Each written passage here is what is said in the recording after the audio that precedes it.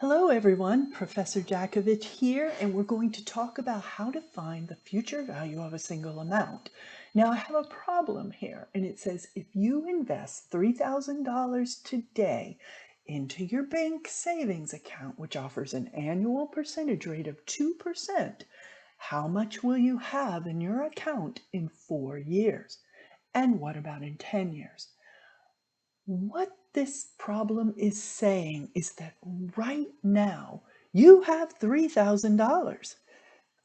Right now is indicated by the today. Anytime you read a time value of money problem and it says today or right now or in the present, it's talking about that happened right here at time 0. So we basically at time 0 invested $3,000. Now, why did I make that a negative $3,000? Because in Excel, anytime money leaves your person, your wallet, even just to put it into your own bank account, you have lost control of that money. It is negative to you. Right now, the bank owns that $3,000. They're going to loan it out to some other people while it's sitting there. However, anytime you ask for it, of course they're going to give it back to you. But you don't own it right now. It left your wallet. So, negative $3,000 happened at time 0, right now, in the present. So, we're trying to solve for how much it will grow to in 4 years. What is its future value? So the way we work that is we create a table, and you can see that I've created a table down here. For the first problem, we just need the first 2 columns where it says what we need to solve for and the 4 years.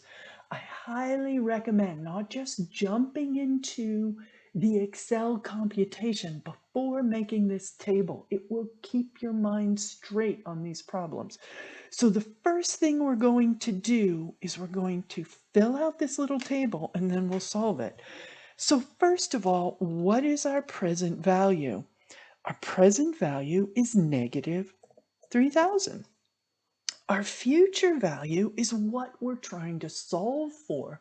We know what we have right now in the present. We don't know what it will be in the future.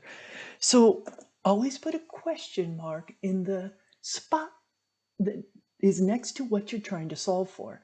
Now the rate, if we go to the problem, it says our bank will give us 2% annually on our investment. That is our rate, also called rate of return or yield, yield on investment. Yield and rate mean the same thing.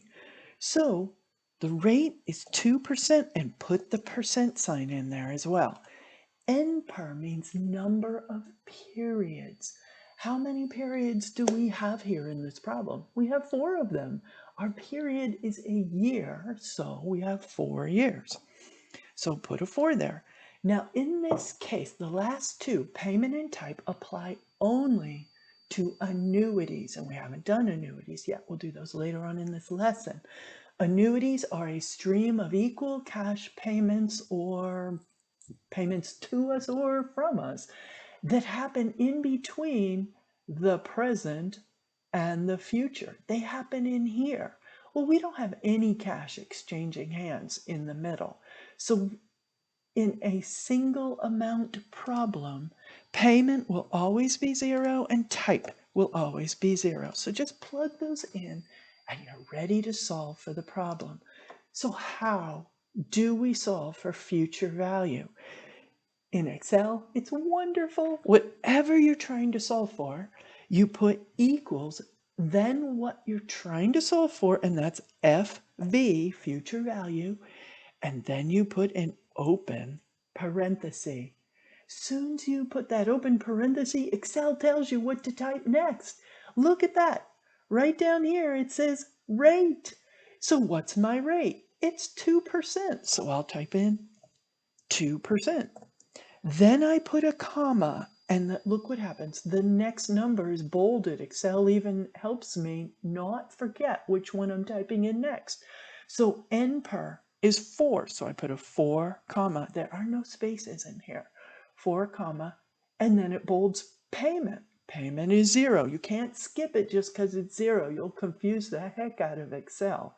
So 0 comma. Then what's bolded? PV, present value. Now you notice it's here in square brackets. Square brackets in Excel mean it's an optional figure, but if you have it, it's not optional, and we do have a present value in this problem. It is negative 3,000. So negative 3,000.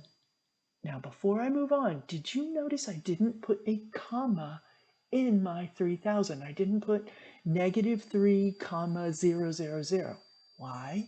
Because Excel would read that as present value of negative 3. Comma to Excel means move on to the next number, and then it would say type is 000. So don't put commas in your numbers of 1,000 or greater. Then comma and type. Type is 0. Close my parenthesis and hit enter, and bam! Excel did all the hard work for me. There is my future value of $3,000 after 4 years earning 2%. But we're not done yet. We also have, what about in 10 years? So let's do it again. Well, the present value is still negative 3,000.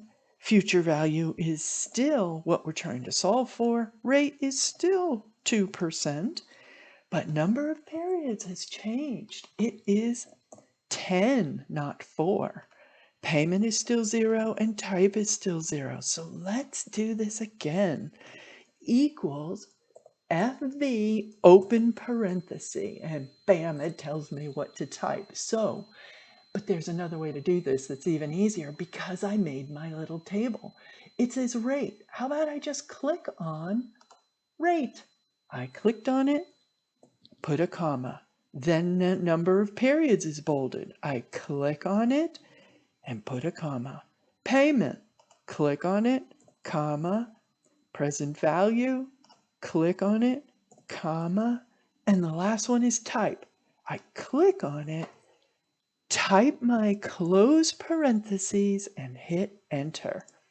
And there is my future value of $3,000 after 10 years. So, good luck working your future value problems.